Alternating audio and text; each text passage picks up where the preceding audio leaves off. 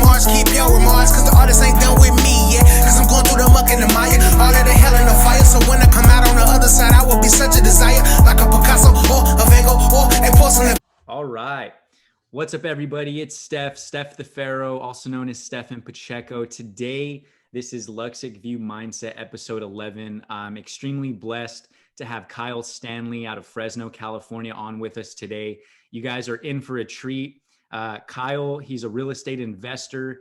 He's doing a lot of different types of real estate investing in, just real estate in general. And he's going to share with us his story today and a lot of what he has going on and how you can even get started as a real estate investor. Kyle also has a podcast, the Fearless Flipping Podcast. It's been around for quite some time. You can also find him on YouTube. But without further ado, Kyle, man, thank you for carving out some time for me today, because I know you're extremely busy with all of the real estate endeavors that you're doing, and all of the Airbnbs that you're managing and, just renting out, man. So again, Thank you for being on. Yeah, thanks for having me, Stefan.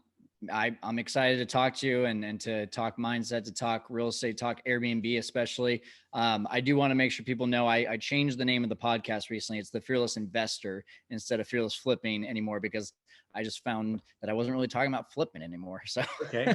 Probably change the name. That's more suitable because you're in, I feel like you're in 4 to 5, 6, maybe different categories in the real estate space, right? Yeah. It's definitely spanned over a number of different exit strategies for sure. And then I'll capitalize on that later, but I like not being narrow-minded in an industry, just because it gives you, more leeway to not be a one-trick pony is what other people would say, just have different investment strategies. But Kyle, I've actually seen you on a few different podcasts, and it's interesting how I actually found out about you.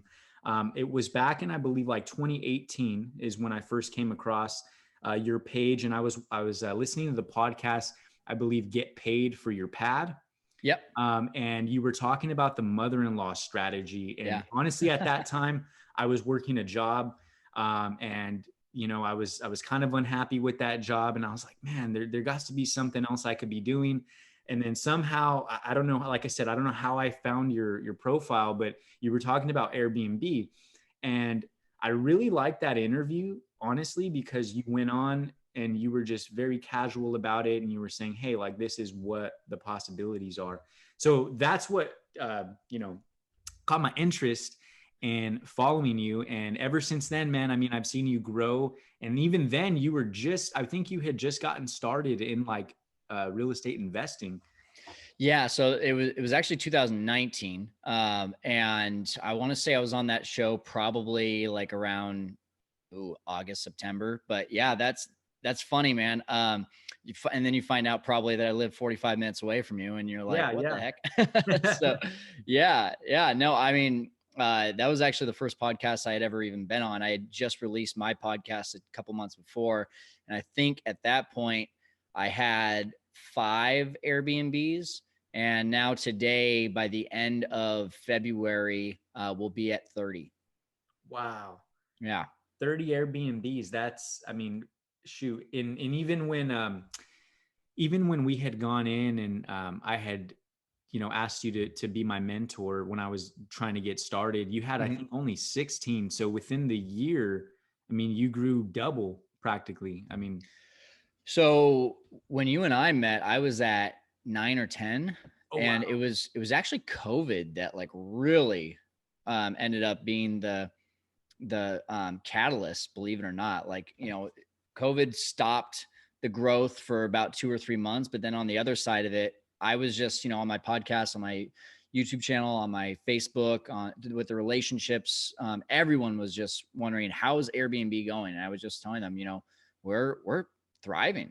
It's crazy that people are still booking our Airbnbs. Yeah, we had to drop our rates a little bit, but occupancy stayed strong. And it was I think it was at that moment that people were like, oh my gosh, if Airbnb can survive a pandemic, then it probably can survive just about anything. And so on the other side of that, in June, I just had all of these investors and homeowners that came to me and were just saying, hey, what would it cost for me to hire you as a manager, and what would I make?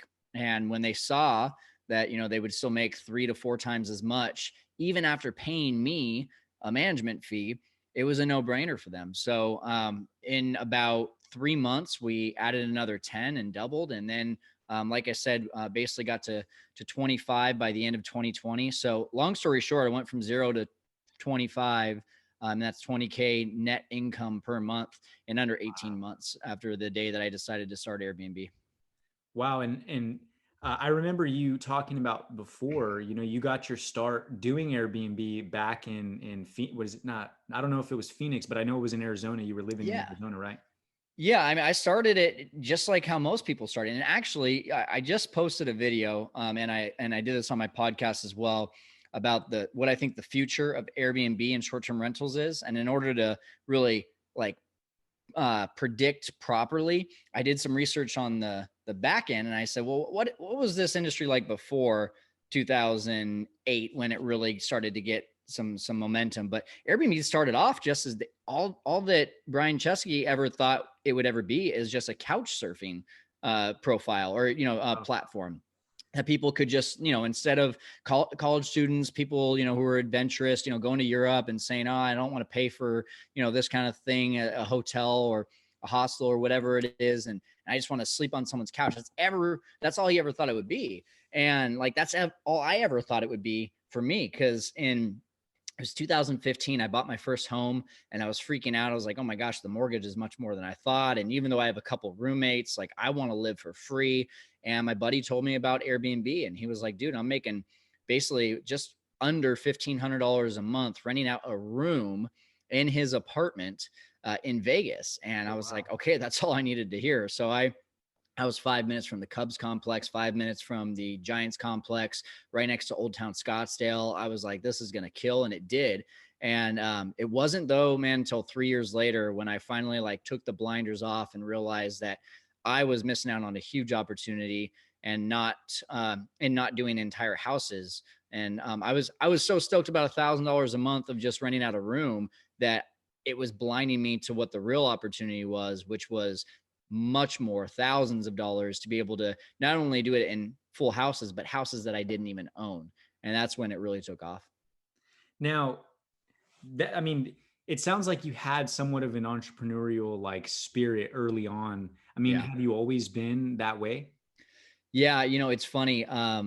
We grow up either being like our parents or not wanting to be like our parents. Right. And so I remember when I was a really young kid, I was like, yeah, I want to be like dad and have my own business and be able to control my own schedule.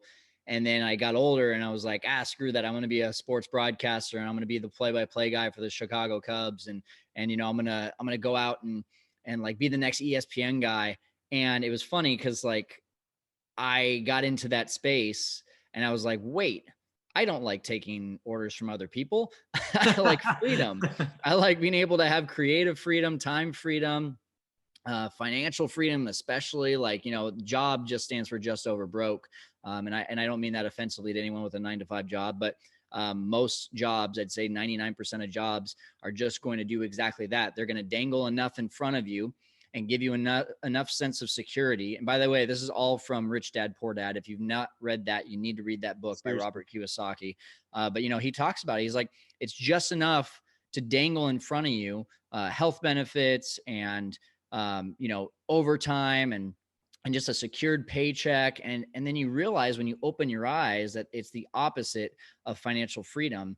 And that corporations are the ones that make the most money. I'm not talking about big corporations. I'm talking about literally if, Steph the Pharaoh just goes and makes an LLC, Steph the Pharaoh, and does the exact same thing, but goes and does it on his own, he can get paid way more because he's not going to pay the government and taxes first. And so long story short, I just started to realize that's where I want to be. I don't want to be working for someone else and putting 50% of my paycheck to Uncle Sam. So started a business, failed, did a lot of business ventures. When I say fail, it just didn't work. And I learned from it and I moved on and I gained skills though, along the way, man. So when you ask this question of like, have I always been an entrepreneur? And I think at heart, yes. But it was the culmination of all these different things that I did that gave me the sales skills, the networking skills, the discipline. When you work on your own, you have to find a way to be disciplined and creating a routine. Because at the end of the day, you have no boss. Like your why is your boss. The reason that you're getting up in the morning to do things is your boss. And if that's not strong enough, then you're just not going to get stuff done. So it just like all this culmination of different, I don't want to call them failed attempts, but just learning attempts in different business ventures eventually led me to real estate, where I was like, okay, this is what God's been preparing me for. And I am going to just go balls to the wall. And I have all the means to be able to make this work. And it's just been so exciting to see the life changes here in just, a couple short years. Now, I mean, what you said is just amazing, because I think that's how life prepares us. We go through all these different failed attempts and whatever it is, and we find out, hey, this is what I'm made of. This is what I can tolerate. This is my skill set. And I think without those opportunities, people don't know who they are. People are never like testing themselves to that ability. Mm-hmm. I mean, just this last year, in the midst of the whole pandemic, I was kind of put in the same situation. I was working for a company. I kind of got let go. I was doing sales for them predominantly in the solar and construction space. And it just kind of didn't work out. And when I wanted to start the Airbnb, I was like in this weird spot of, hey, I just like all the money that I was putting into my place, things didn't work out. But then ultimately, working for myself and following through with what I knew how to do ended up saving me, now in your situation, I just wanted to kind of go back a little bit. You mentioned all of these different jobs. Was all of this before or after or during school because I know you went to college? Sorry, you cut out there. Was it all before or after what? School, like college. Oh, yeah, for sure. So in school was my job, in high school and in college. Like, I had some side jobs. I had some internships. I got to intern for the San Diego Padres, which was amazing. Like I have some of the best life, stories, where I got to meet, and shake hands with people that never thought I'd be able to shake hands with, which was, Tony Gwynn and some of the like big time guys with the Padres. It was so cool. But those were the things that were my quote unquote jobs. And that's, again, going back to Kiyosaki, like that, I had that Kiyosaki mindset before ever even knowing who Robert Kiyosaki was. And that was, you get paid by doing stuff for high level people, of where you want to go for free or for very little. And so I created a TV show when I was there in San Diego as a college student. And that was pretty organic how it happened, but I did it for free. Like I didn't get paid for that. And of course the station gave me all, like it was the NBC in San Diego. They gave me the entire studio to be able to record this with some interns. And a lot of people probably look at that and say like, you should have been paid for that. You're on TV, you're making them money.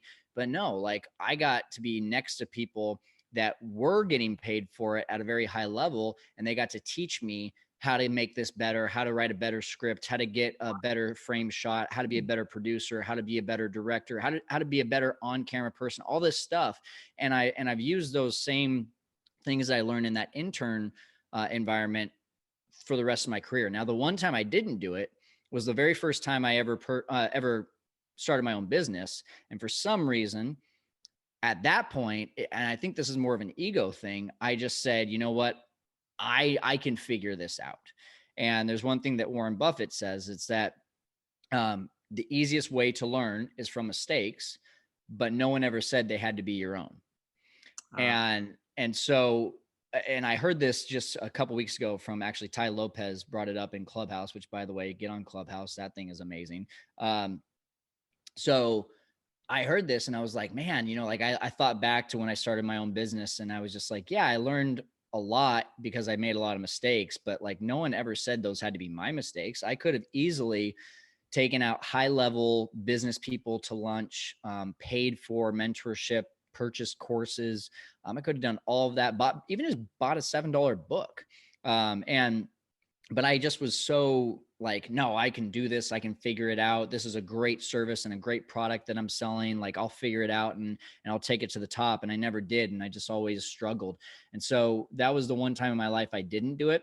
And that was be the one time that if I could go back and, tell my 23-year-old self as I'm starting a business, hey, spend a couple $1,000s, get a course or get a mentor, and just like that will 10x your income, like not just in the next year, but probably in the next couple months. And that's honestly at the end of the day, like that's where I think it's at. It's not, and no offense to people who go to school and believe in school, but like I've learned so much of my entrepreneurial and business stuff from people, some that never went to college. And I definitely didn't learn it from college professors. So I think that, we can definitely, especially in real estate, like it's just a formula. You learn a formula. You don't have to go to school for years. You don't even have to become a realtor. You don't even have to get a license if you don't want to in most states. So it's pretty special what we're able to do in today's world. Yeah, I mean, you're dropping a lot of value. What I wanted to ask you, you said that first business at 23 you started and it didn't take off as to where you wanted it. What were you in at that time? So that was a sports videography company that I was making videos for high school athletes, and it eventually turned into full on like helping kids get recruited. So basically sports recruitment from high school to college. Okay. And at that time, you found out that there was a lot more that needed to be in. I mean, were you trying to create a system for what you were doing? Because I know like I found that to be my struggle, creating the system. Yeah, systems are my favorite things. So yeah, I was so here. Here's what I would say is I was so concerned with being everything for everyone Mhm. at that time, because it wasn't like, hey, we're opening up a Subway and we're gonna go, take a system that's already been proven. It was a completely new business model, that we had very little competition, and so um, when you look at that, you don't have this copy paste model of being like, okay, let's just go and do what they did and do it the exact same way. It was like, hey, it feels like no one's really done this, so let's just figure it out on our own. And in figuring out on our own, the biggest mistake I ever made was trying to be everything for everyone. So, as I mentioned, it started off as a sports videography company. It should have stayed a sports videography company. It should have never turned into like, hey, we'll go get you recruited and develop relationships with college coaches. Because what I found is that it spread us thin. So, you said in the beginning, being a one trick pony. I'm actually going to be contrarian to that right now and say you need to be a one trick pony until you find success. John Lee Dumas says it a lot. Focus on one course until success. That's what the acronym for focus is. Okay. And so to me, I put it in a different way. It's an acronym called MAS, MAS, or MOS if you're Spanish. Master, automate, scale. And then you can move on. So like for me, the one thing I didn't do in that business is I mastered the filming side of it, and we were making amazing videos. People were sending, referrals left and right, but I didn't learn how to automate it, and I definitely didn't learn how to scale it. And so I mastered something, and then I went and said, let me go master this thing too. And before you knew it, I was being taken away from the main thing that I was mastering because I wasn't automating it and scaling it. And I started saying, let's master all these things. And before I knew it, I wasn't making hardly any income in any of it while working 80 hours a week. So for those of you that, have this thing and say, let's even just call it like a multi-level marketing thing, because I've been there too. Don't get into that and then get shiny object syndrome and say, well, I'm also going to go like start my own Amazon store and learn how to sell that online. Like figure out the one thing, master it, automate it, and scale it to the point where if you are on vacation or do want to start something else, it's still making money and growing. Like that's the real key. Is it growing while also working on its own while you're away? Then you can say, okay, now what else can I add to my repertoire? And so that's why when you said, hey, Kyle, you have a lot of irons in the fire in a lot of different areas. It's because I've been able to master, automate, and scale my Airbnb business, and then be able to move on and try some other things at the same time. Wow. I mean, like I said, for a lot of people listening in, I mean, these are really golden nuggets that you're just giving us. And from that point, mastering and scaling, I mean, now obviously you've been able to do that, but you were saying that in the beginning, were you not open to learning that? Cause you referenced like it being an ego thing. It wasn't that I wasn't open to learning it. I love learning. I just think that it was one of those things that I wasn't actively looking for someone. You get into real estate and you're like, wow, there's so much education everywhere, right? Yes. You literally have to live under a rock to not learn about real estate. But you go back to 2012, and podcasts weren't really a thing at that point. YouTube was really more about entertainment than it was about education. Online courses were very minimal. So it was mainly either get a book or find a mentor. And in my mind, no one was doing what I was doing because I was, again, ignorant, and there was a little bit of ego there too. But, I could look at any type of business model and say, hey, you're successful in, oh gosh, let's just say that someone had successfully opened, I don't know, a local grocery store, and then was able to franchise it or able to open up multiple grocery stores, and they're able to manage it from far away. Like that could be someone that I could learn from. I could learn how they set up systems and why systems were important, and why they didn't also create at the same time, a grocery store. They weren't also working on, making the local zoo. Like, they were focusing on one thing, and I definitely could have learned from people like that. I just don't think that it was something that I was even aware of at that point. Okay. Yeah.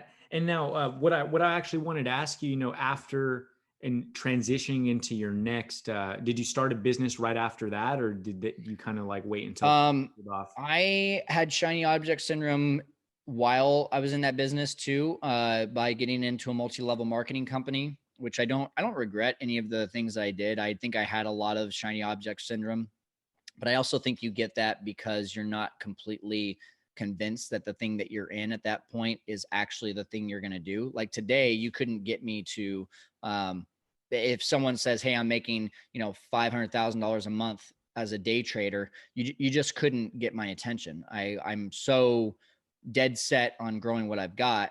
Whereas back then, running a business that I felt like was having a tough time, I was looking for other ways to make money, and I got into a multi-level marketing company. And I can't remember even what your question is now. So I was just asking that transition, that transition. Yeah. Oh yeah. So, I started doing that, and found myself being more passionate about that a couple of years in. And basically it was this battle of like, do I keep on trying to grow a business that I'm now frustrated with, or do I go after this multi-level marketing thing where I'm just surrounded by incredible education, incredible people that are expanding my mindset, helping me to become a better salesperson, a better networker, a better person just overall. And that was what really started to grab my attention. So that was 2017 when I really started to just dive into that full time, and started to let the other business just kind of dissolve. Okay. I know it's kind of tough too, probably like making that decision, being in the position of, hey, should I continue this or put all my effort in this basket? What was kind of going on, in your mindset when you were making those decisions? What was the conclusion that you came to? Yeah, the toughest part about it was that I had a business partner, and he was just so sold on making the business work, and I just wasn't anymore. So that was the toughest thing, was being on different pages. And so from just a personal standpoint, though, it was my first business, and everyone from the outside, it was called Real Recruits. A lot of people would ask me like, hey, how's Real Recruits going? And it just felt so deflating to, say, oh, we're kind of dissolving it, because it felt like admitting failure. Right. Yeah. But the one thing I learned is that you don't fail if you quit a business, or you sell a business, or you dissolve a business, it's not a failed attempt. It's just the next step into getting you towards what you want your lifestyle to eventually look like. So I didn't give up on the lifestyle goal. I just gave up on the business and decided, okay, I learned this. Now let's apply it to the next thing. And I think every single thing that I did, multi-level marketing, I learned so many amazing things, but I also learned that it takes a very, very specific type of person to be super successful at that. And so moving forward, I knew I was looking for something where I didn't have to be the one to motivate people in order to determine my success. Like I wanted to be able to motivate people and to have an impact on people's lives without it determining my success. So that was why I moved on to the next thing. And then the next thing after that ended up being real estate. And that's, I love it because, I can hire people for a job rather than try to motivate people to do a job. Right. And that's the biggest difference for me. You can find the right people. Yeah. Now, with all this being said, I know we're kind of going through your story. I know you lived in San Diego and you went to school out there. You said Point Loma, right? Mm-hmm. Yeah. So did you grow up in that area originally, like San Diego, or where are you from? No. Grew up in Fresno, went to college in San Diego, and then ended up coming back to Fresno. I was gone for 10 years and came back in 2017. In between that, you were in Arizona? Yeah, San Diego to Colorado, where I was a sports anchor for 2 years, and then Arizona for 4 years. Wow. So you've done a lot. I know you kind of skipped over being a sports anchor. What was that like? It was fun. Everyone, a lot of people ask me like, why didn't you pursue that? Well, when your first 2 years of being in the industry, they're paying you under $20,000. It's pretty, pretty rough. And I just looked at again, I made up my own mind because of my own individual strengths that or weaknesses, however you look at it, knowing that I work much better when I have creative freedom and don't have to show up at a certain time or don't have to answer to a certain person. Right.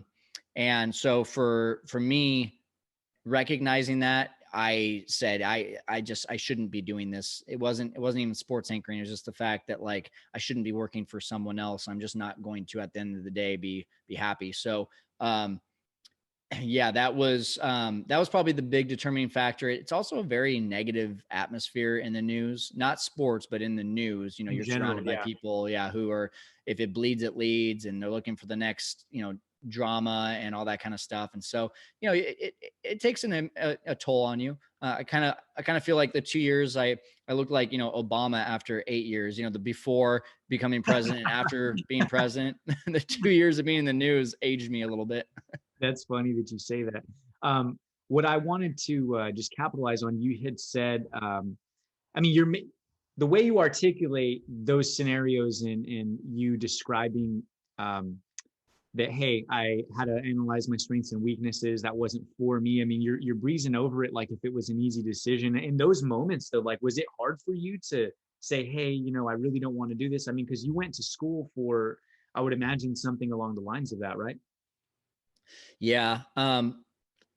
It wasn't, because growing up, my parents always have, said, just follow what you want to do. And if you're happy, we'll be happy for you. We'll support you. So there was no like, oh my gosh, my parents are going to be unhappy, or I'm going to be unhappy because I went to school for this for 4 years and spent, whatever it is, $150,000 on school. And now you're just like moving on to the next thing. I just think life is a bunch of learning lessons, that there is no straight path.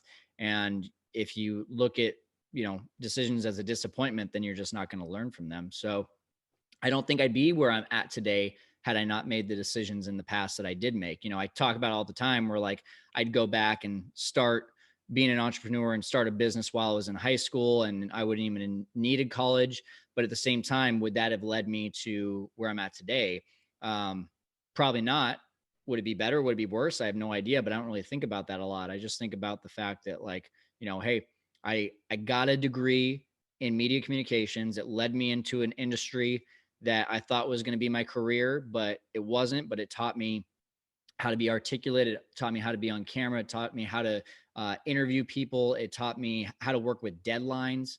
And, that led to the next job, which was being a business owner. And that helped me to learn from mistakes. And then it led me to a sales job in multi-level marketing. That helped me with learning more sales. And I just, it's just like connecting the dots, right? Like it just leads you to the next thing. And it's the butterfly effect. That's all it really is. It's awesome that you say that. And, I just wanted to ask you personally, just because I know in my circle, there are people that, gone to school, they did that, and they're finding probably, I would imagine, because I know I ran into the situation, much like yourself, like, do I really want to do that?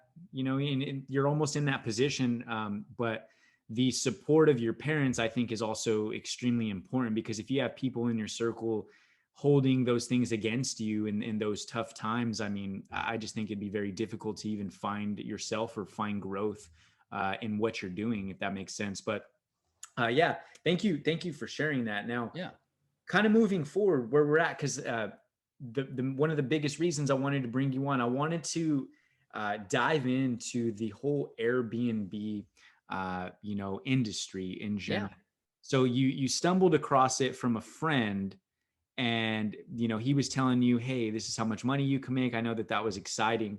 And from that other podcast, I had heard you say that you started it over there, and then when you moved to Fresno, you didn't even think that it was going to be successful, right? Yeah. Yeah. So, you go from Phoenix, Arizona, where literally I was probably 50 to 60% occupied. And with a room out of the house, it was going for between $40 to $45 a night. And I was just thinking to myself, all those people that were going there, they were going for business. Phoenix is a very big hotspot for entrepreneurs who are, looking to start businesses, because there's just so much opportunity over there. And, they're going for spring training, they're going for the food festivals, they're going for concerts. And I'm like, no one in Fresno has any of that. Like, so I'm just like, it's just not going to happen. So when I moved back to Fresno in 2017, first few weeks, I just didn't even try. I didn't even list it on Airbnb. And then I kind of got, my all my furniture in place, and I got everything. I was like, you know what? I'm kind of bored tonight. Let's just list it and see what happens. And literally that night, someone booked and showed up. And I was like, why are you here?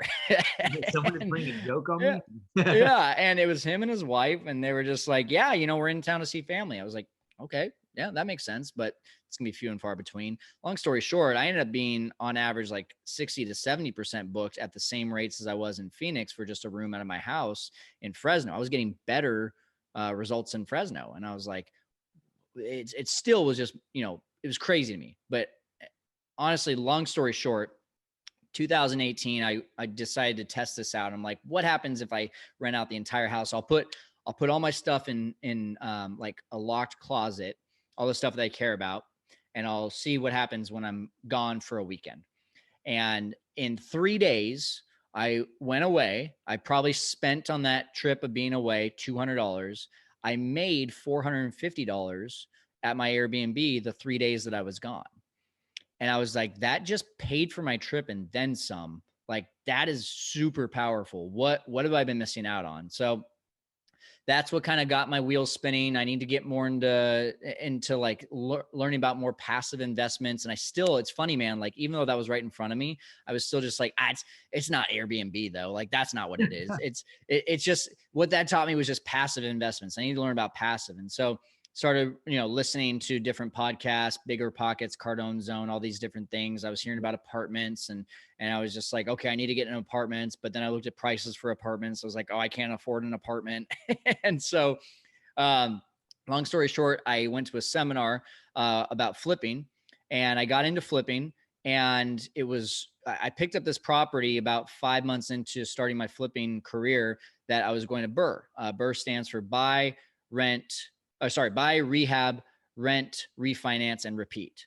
So basically, you can get into a property if you get it at the right price and refinance it while upgrading it, and basically have a property for free. That's the short version of it. But when I was refinancing this, when I was rehabbing it, I was like, man, maybe this would be a good Airbnb. Maybe I just try that. And so again, education, right? Just started listening to podcasts about Airbnb.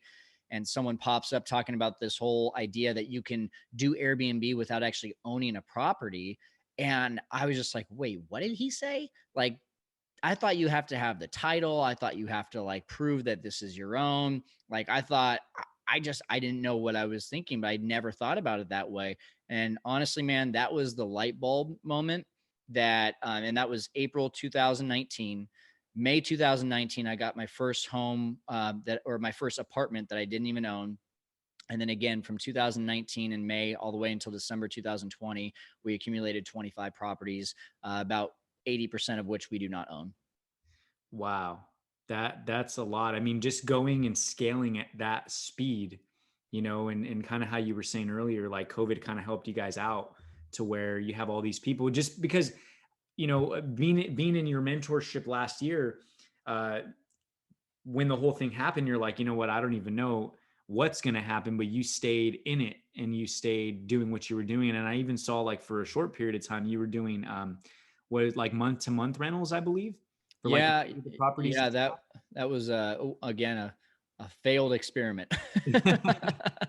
But see, I think what you can pull from it, and I know you already have, is you're just failing forward. You're Yep. continuing to find out and fine tune the things that do work and the things that don't work.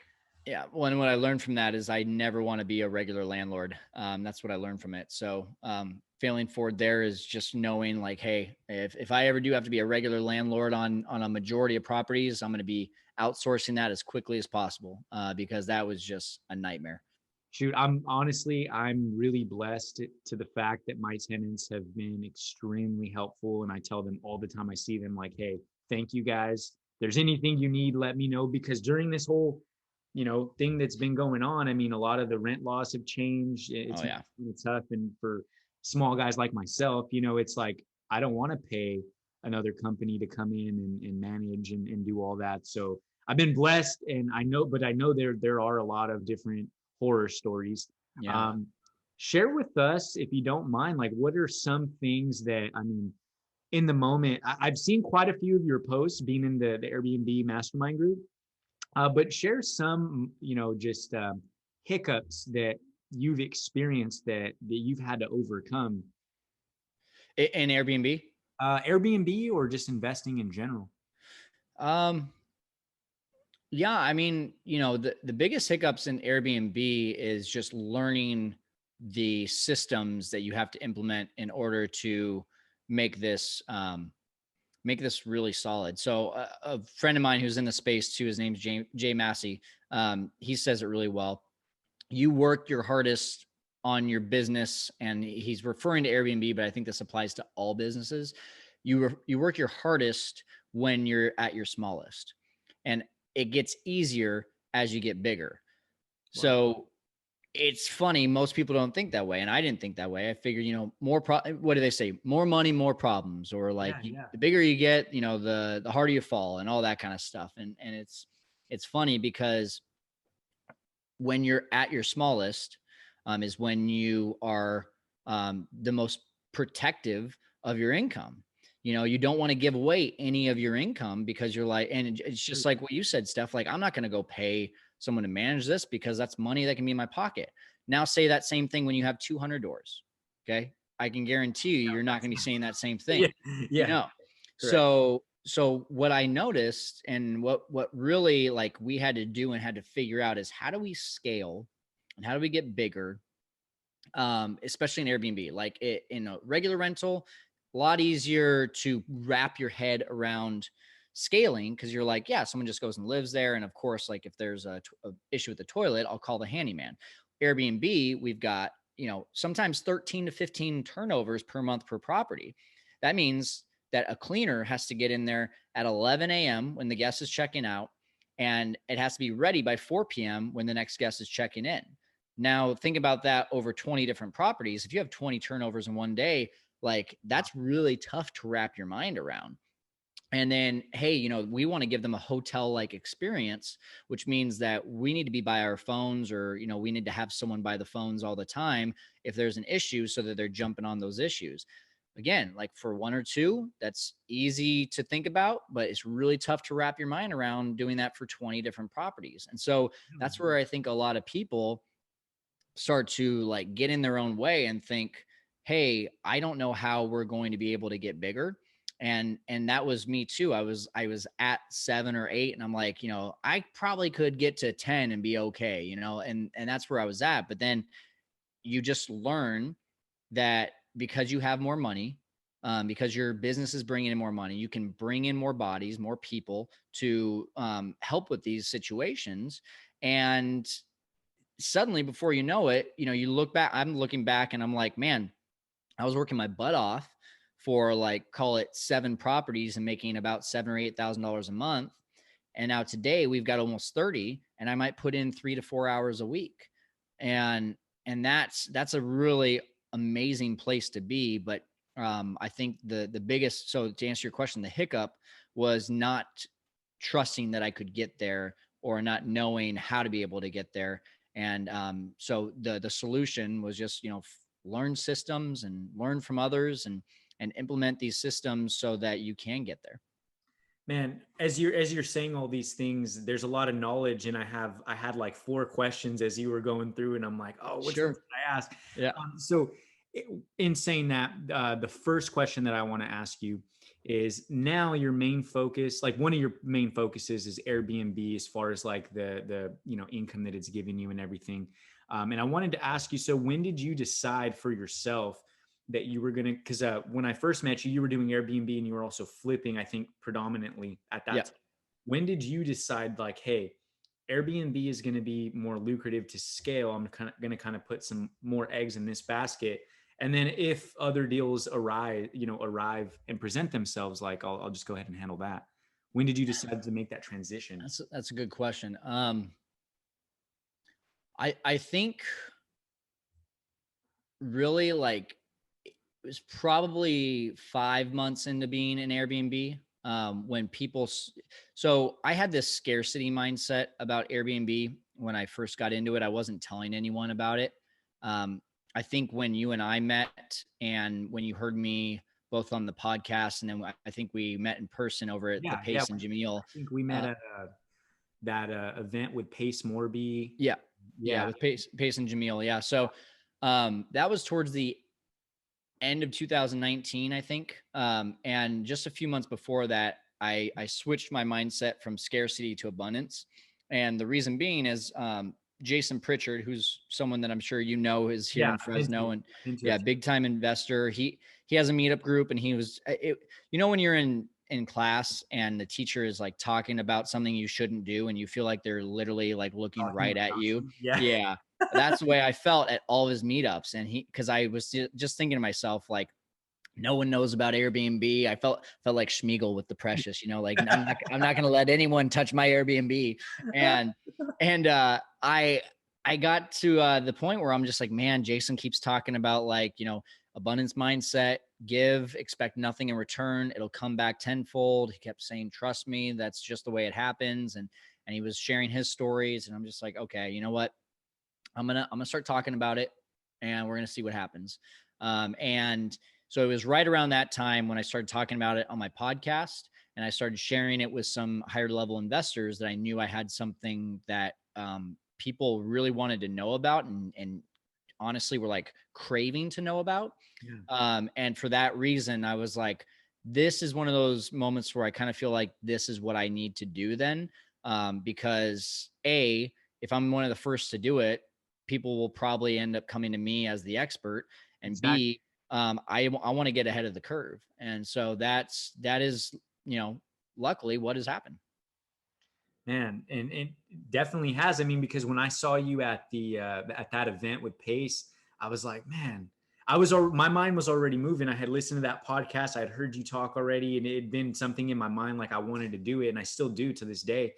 So I know when the time is right, I will definitely link up with you. But you're 100% right. And I want to bring up one thing that you mentioned, because I've brought it up on a few other episodes, but I'm loving the fact that you, out of all people, have brought it up, because you're doing all these things. You have a lot of profit coming in, but abundance mindset is important, I believe. Kind of go into that a little bit. Why in the beginning was it hard for you and to identify with, like, hey, I don't want to share this with other people? Because that's important in today's day and age. Yeah.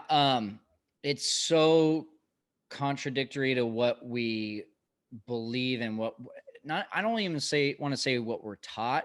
Cause I don't know necessarily where I would have been taught, a scarcity mindset per se. I think it's over time it might be developed. No. Yeah, I mean, I think it's just one of those things, right? When you just think you have something that no one else knows about, and it's just so special, then you go into this like fear of what if other people find out about it? What if it gets saturated? What if I create competition? All these things happen, and the answer to that is it's all going to happen. All of that is absolutely going to happen. I've created competition. I We haven't seen saturation happen, but that is a very possible thing. But I, at the end of the day, realized like I'm not like, who am I? What is my ego where I think that one person can make all of that stuff happen? Like there's no way that only Kyle Stanley can, by sharing something, destroy his own business or other people's Airbnb businesses. Like that's so stupid. And so if then I can't have that kind of negative impact, then why wouldn't I want to have a positive impact? And that's really where it was, is I just was like, okay, I do find myself having some knowledge that people are craving. So let's just give in to this abundance mindset. I did what Jason said. I just trusted it, even though I was still very scared. Right. I was really fearful that, I was going to have all these, things happen of creating competition and saturation and yada, yada, yada. I mean, you feel like you struck But gold, and you feel like if you're sharing the gold, then my well's yeah, gonna dry up, right? My vein, it's gonna disappear. exactly. So I think about that a lot. And here's where I think I'd be. I really think I'd still have the same 7 to 10 Airbnbs. I know that a lot of people around me probably wouldn't be doing it.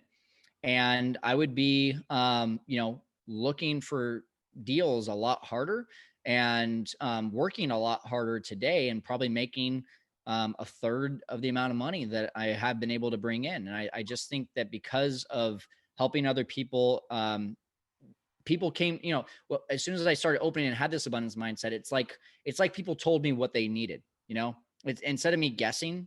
I've done a lot of different things in my life that have dealt with sales and trying to sell a product, and I'm always guessing like what people want. It was like as soon as I abundantly gave without any expectation in return, people were like, "Tell me more about this. How do you do this? Can you teach me this way?" And it was just like, wow, I can gather all this together and put it into a service that I can provide, which is managing for other people's properties. And then B, for all these people that really want to do it on their own, I can create a consulting or an education program that can literally help them go and achieve those goals. And that's where, both of those are the bulk of my income. And then, like you said, because I was able to create some great relationships now too, people will bring me deals, some flips and some wholesale deals and some subject twos. And there's been just a lot of doors that it's open that I just never expected it to. Man, and a lot of, like I said, a lot of that's important. I think some advice that that you're giving to a lot of the people is, hey, be out there, network, share ideas that you have, because I feel like today's age, and I've even worked in some companies where they've had that scarcity mindset, like, oh, it's going to be only us. But when you think like that, I mean, you're kind of limiting yourself, right? Like you were kind of saying, you're definitely putting the cap on your potential and all that there is, because I feel like we're here to share. We're here Yeah. to, you know, Well, especially as entrepreneurs, like if you're going to be an entrepreneur and you're going to start a business, then everyone needs to know about your business. And what better way for people to know about your business than getting just raving referrals from other people who said like, yeah, Kyle or Stefan know their stuff about this.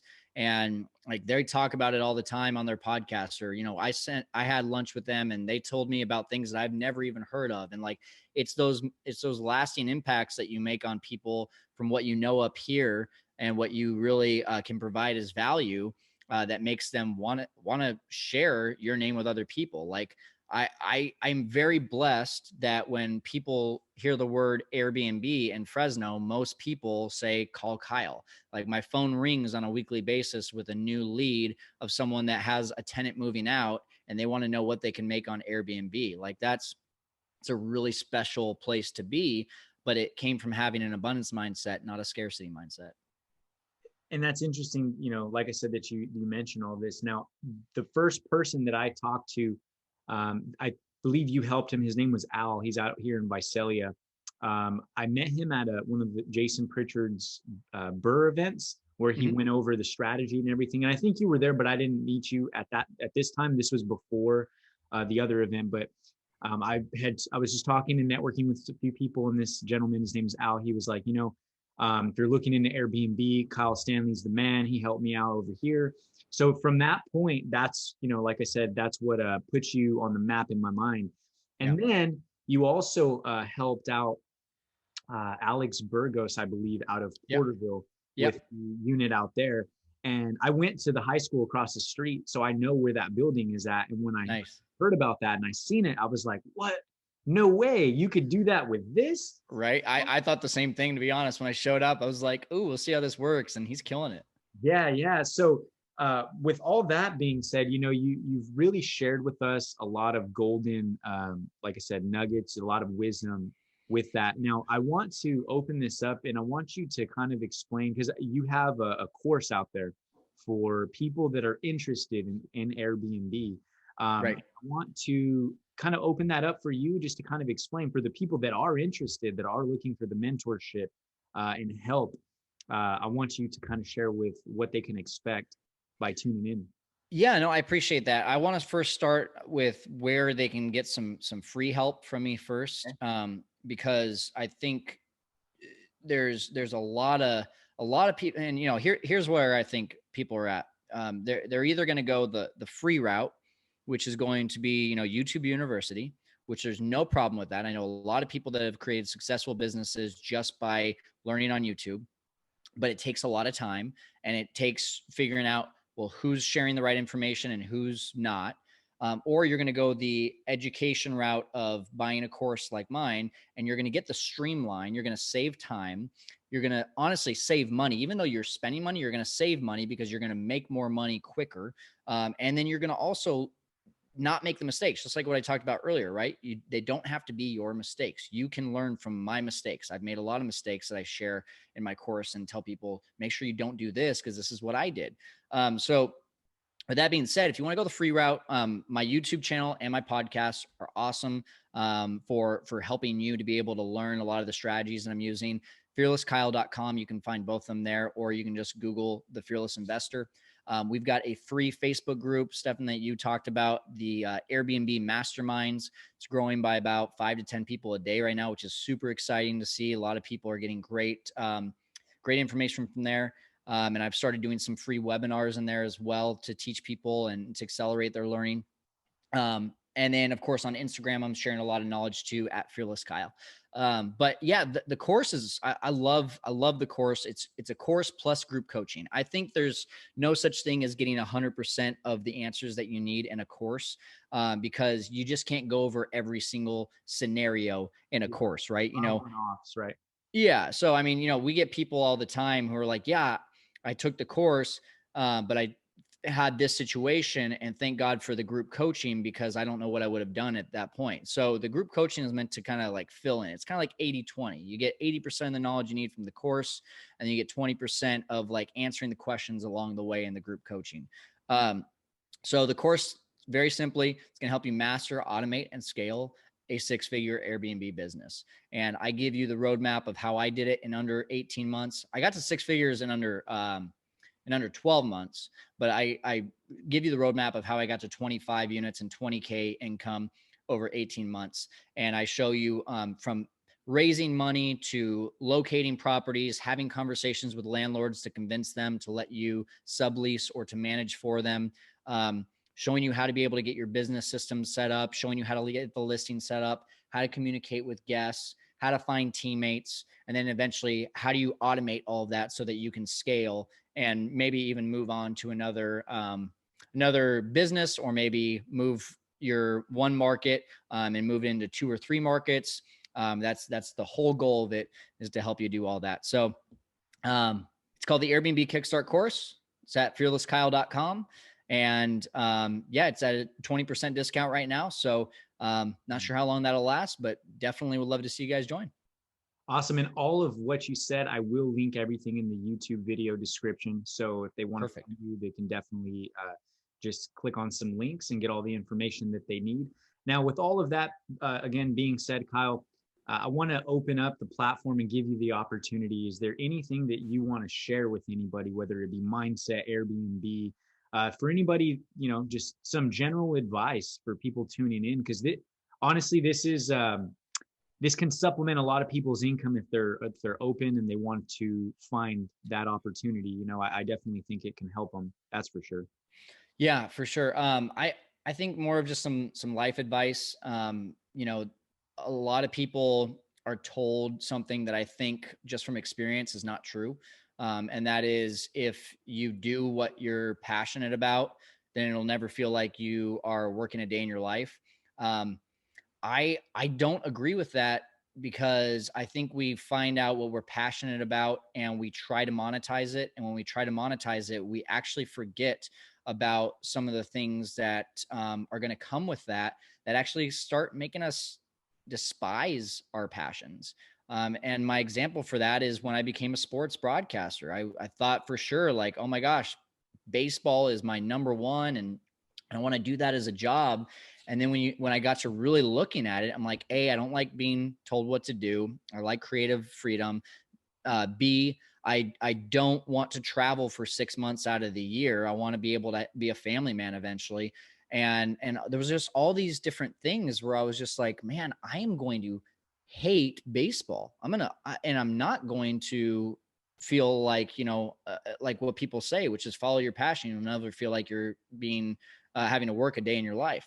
That was not going to be what it was. So what I would say is figure out the lifestyle that you want, design a business around that, and then you will never feel like you're working a day in your life. I am not passionate about Airbnb and the hospitality industry. I never thought that I would be passionate about that.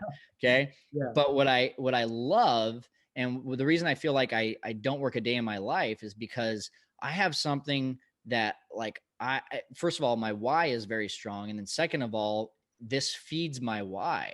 And it allows me, I just went on vacation this last month twice. And I think we ended up being out of town, me and my girlfriend, for about a total of 12 days. The Airbnbs more than paid for my trips. The systems that I have in place allowed me to be away from my phone and not have to be by work all the time.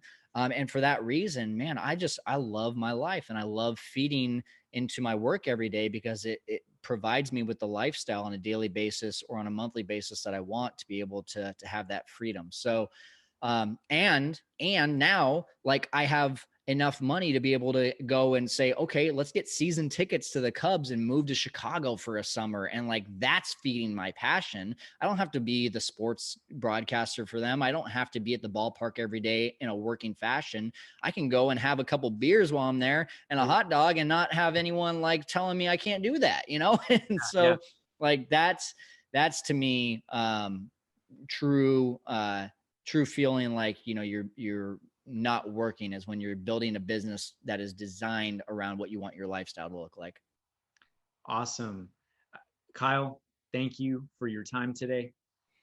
Everything that you're saying, I mean, I think a lot of people can really relate. And not only that, I think that just with what you said, if someone's going through something right now, or they're tied in between, like, hey, I'm at this job, I don't know what I'm going to do, or if they're even thinking about chasing something that they're passionate about, I think, like you said, designing a business around the life that you want is important, because if not, we're kind of just, taking it day by day. And before you know it, 5 years went by, 7 years went by, and you're still in the same spot that you wish, that you weren't earlier. But with all that, again, Kyle, thank you very much for just carving out time for me today. Everybody, embrace now, doubt kills, live your legacy. And thank you for tuning in. I appreciate it.